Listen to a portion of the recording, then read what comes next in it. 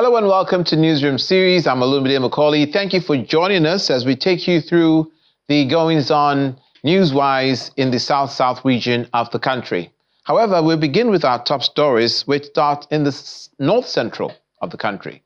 An Abuja High Court has declined the request by organizers of the End Bad Governance protest to vacate an order which restricted them to the Moshood Abiola National Stadium in Abuja for the purpose of staging their protest. At the resumed proceedings, Justice Silvanus Origi had requested explanations from the counsel to the FCT Minister, George Ibrahim, whether the suit still had life in view of the fact that the August 1st to 10th protest had come and gone. Counsel to the FCT Minister, in his response, informed the trial judge of a letter written to the FCT Minister by the protesters where they assert that the protest may last longer than August the 10th. He also drew the attention of the court to fresh processes filed by Omoyele Sowore and 3 others where he alleged that they were still in the mood for another round of protests. Although Justice Orji maintained that the order he issued on July the 31st in the ex parte application was for August the 1st to 10th protest, the FCT Minister said it will be in the interest of peace for the order to last till the hearing and determination of his motion on notice. The vacation judge opted to return the case file to the Chief Judge of the High Court for reassignment to a regular court for adjudication.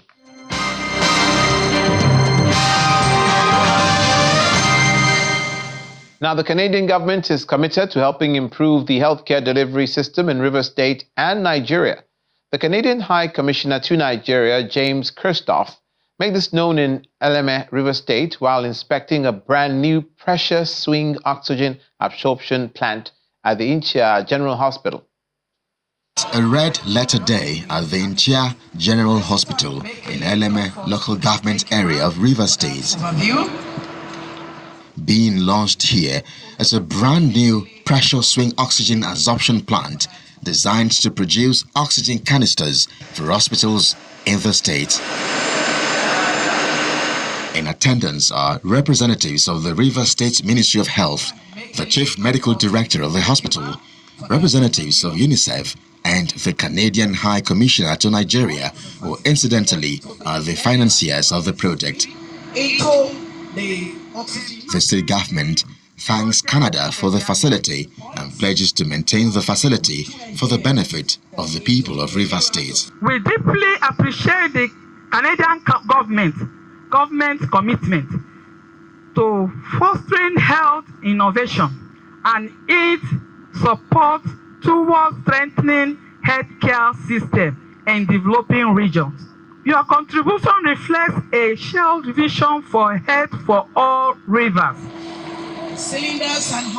In its reaction, the diplomat says, aside from the medical oxygen, Canada has 9 projects across the country with a combined cost of $23 million, all inspired by the COVID-19 outbreak. Following COVID, it was identified there were a number of gaps in the way that, as an international community, we were not able to effectively address everything that came our way. And so one of those gaps, of course, was the issue of medical oxygen. Canada decided to make a concerted effort in supporting significant funding through UNICEF to address the shortage of medical oxygen across the globe.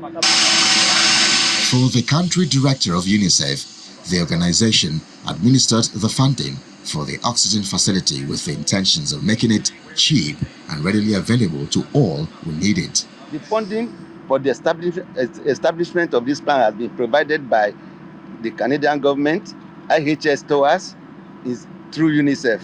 And everything has been paid for, and the government has, in their own wisdom, ensured that private-public partnership will ensure the sustainability of this plant. So going forward, we are very optimistic that any patient that needs oxygen in Rivers State will have it.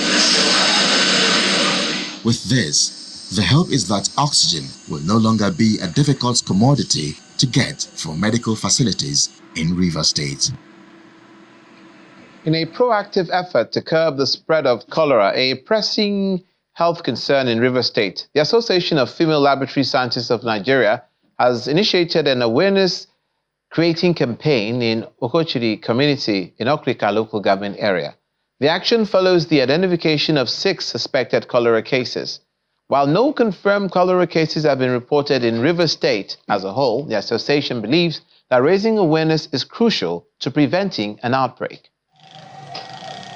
Delegates representing over 500 members of the Association of Female Laboratory Scientists of Nigeria in Rivers State are visiting Okochiri, a community in the Riverine Okrika local government area of Rivers State, for a cholera prevention campaign. In the name of Jesus, we shall conquer cholera. The campaign, held at the community hall, aims to educate residents on the dangers of cholera, preventive measures, and the importance of maintaining proper hygiene.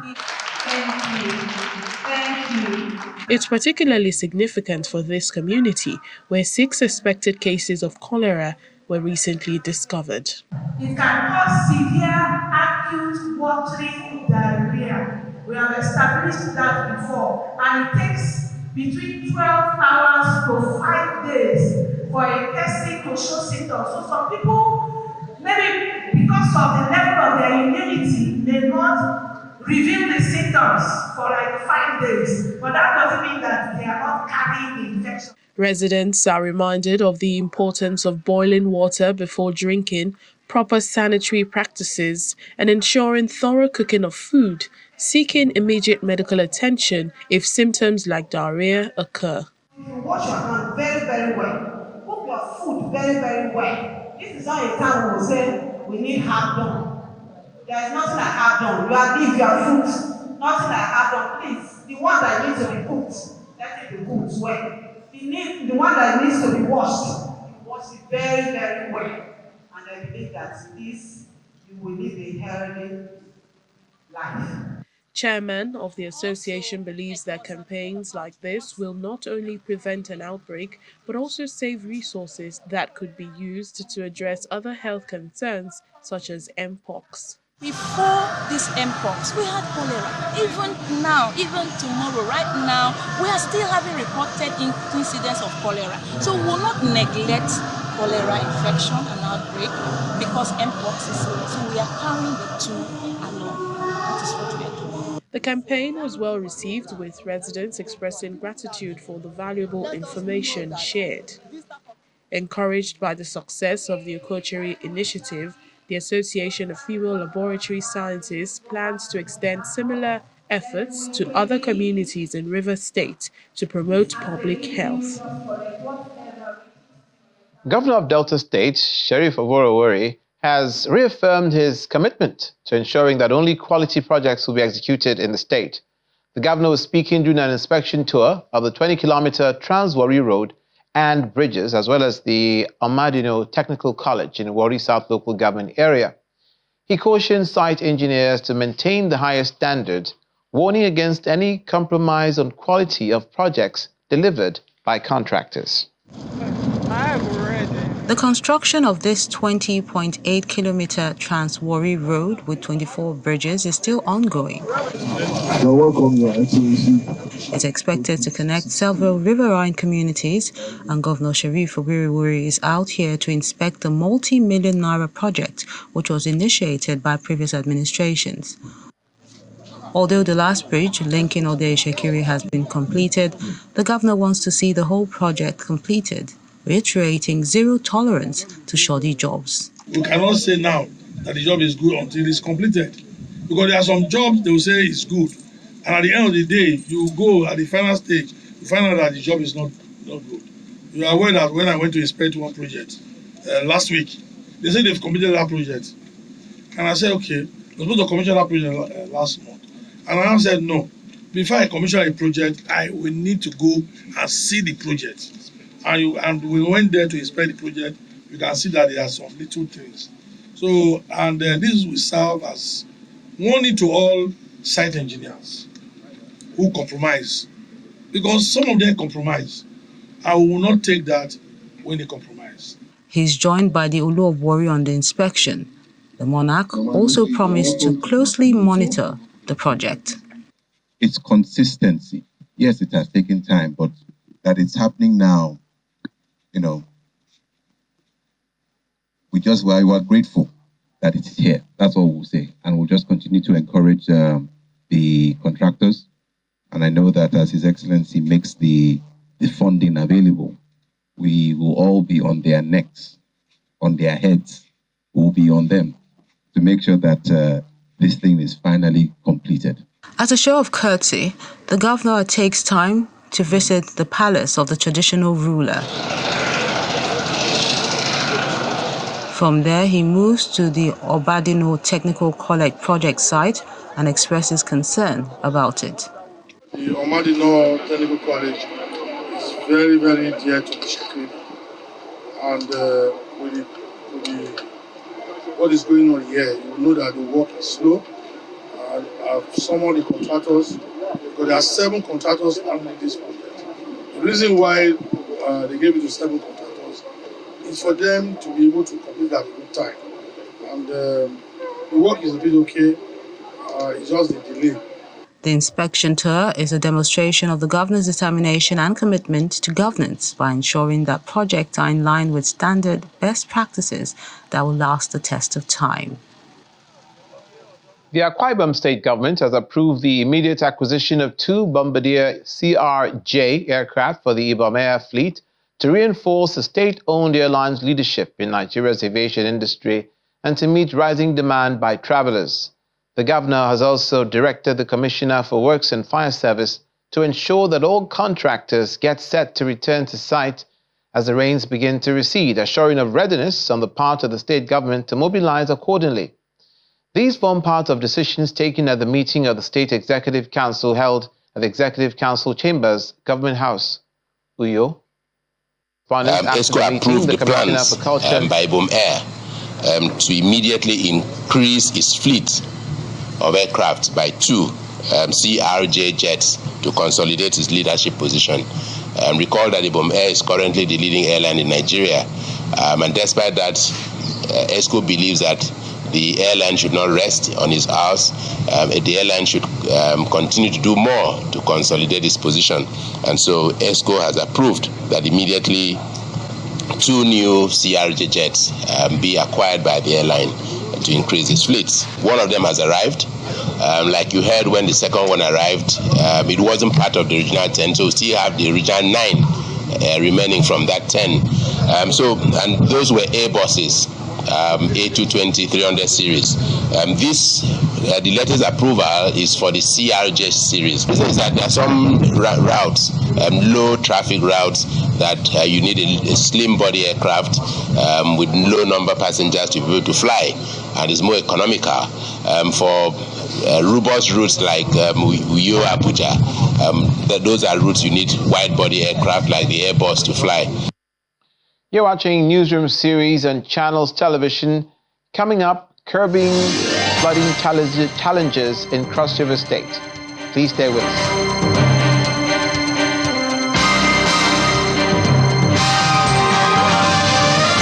In response to the recurring challenges of flooding in Cross River State, the government has implemented effective measures to mitigate the impact on residents and prevent future incidents.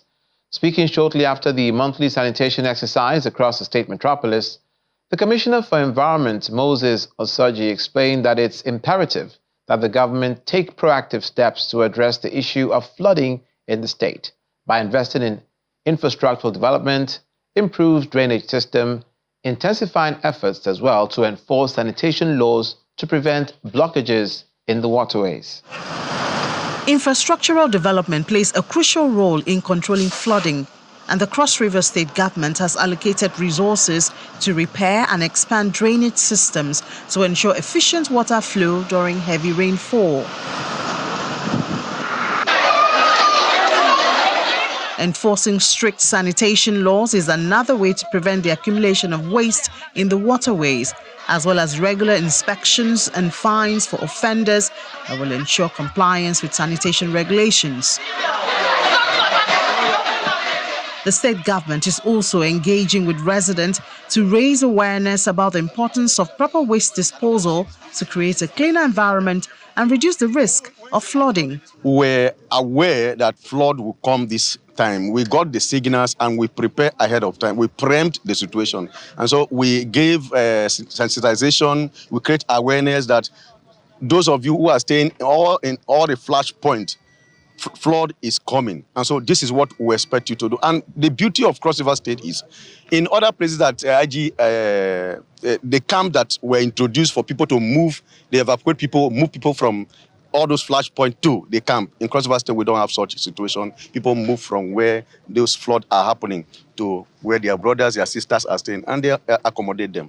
So we are doing the same thing, and that's one major thing that is checking flood.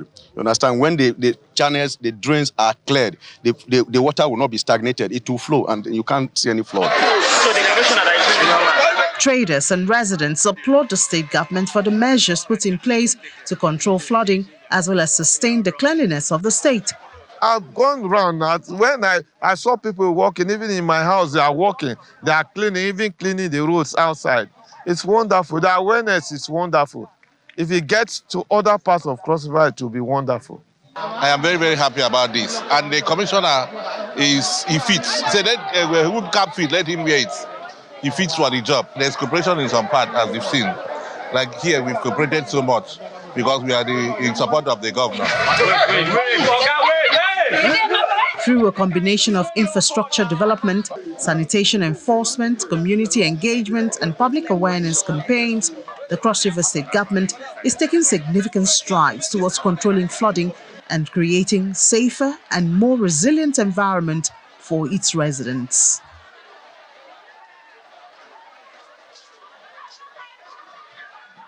And now to politics. The Edo State governorship candidate of the People's Democratic Party, Mr. Asue Ighodalo, has reaffirmed his commitment to his campaign promises of remodeling the state to become an agricultural hub.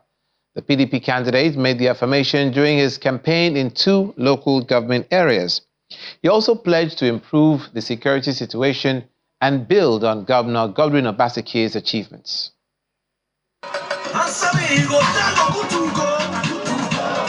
It's a street party of sorts for residents of Ego community in the Ogunwode local government area. The area is the latest stop for the campaign train of the People's Democratic Party.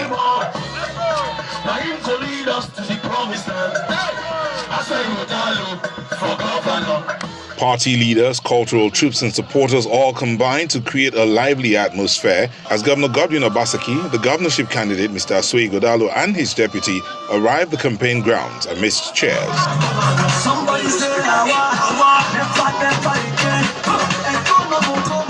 The community leader pledges support for the candidate as the campaign team urges the residents to vote Asue Ighodalo. We know the man you are handed over to. He's a man with brain. We worship him. We are going to celebrate him. Unwode is PDP, and PDP is Unwode. Now PDP government, I go give land back to farmers. Now PDP government, I go chase kidnappers for our bush, so that we go fit to go farm, they go fit to buy food again. For integrity, business go better. Mr. Ighodalo promises to invest more in agriculture and improve security in the state. By the grace of God Almighty and by our support, as there are plenty here and we plenty outside, by our support, we go turn this Edo State into a first world Eldorado where everybody, no more suffering, no more pain, no more kidnapping, no more bloating. We promise now, me and this my brother, we promise now, making our hold us to our promise. The people of Uwode, the next governor of Edo State, by the grace of God and the votes from the people of Uwode, Dr. Asue Ighodalo. The mood is no different in the Orionwa local government area as the party's candidate reels out his plans. By God's grace, we go create local government where every pikin wey go school, where those teachers from that school, where our governor don't start again, where our governor go teach people. The people wey go come out from that school and then go take the companies where they come here. By God's grace, we go be first in company. First in school, first in everything. The PDP's candidate used the occasion to urge his supporters to mobilize support in all the local government areas of the state towards the party's victory. Meanwhile, empowerment of women through provision of soft loans for business, employment of over 5,000 teachers, and construction of roads were included in the promises the APC campaign team made to the people of Orion local government area when it visited to solicit votes ahead of the September 21st governorship election. The governorship candidate of the party also pledged to run a government that respects the people if elected. Excitement flows from the APC campaign team members as they reach out to party supporters and faithful in Igbanke, Oriamo local government area on Thursday. It's the birthday of the party's governorship candidate, Monday Okpewolo.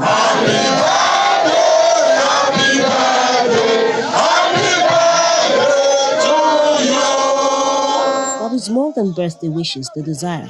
The appeal for votes goes with a promise to give priority to the people of this area, just like others in the state, in their plans to bring development to rural as well as urban areas of Edo State. All the roads, all the schools, all the things where they pay now, including giving money to market women that they trade, you go do it for now. There were 2 roads that didn't do before my tenure lapse. Bishop Bazeki refused to do in 8 years. I'm sure I have the authority to assure them that you will continue with the road where I stop. The APC governorship candidate pledges to serve the people well if he becomes governor. I'm going to bring a government that will belong to you. I will give the power back to you people because you voted for me and the power does not belong to me, it belongs to you.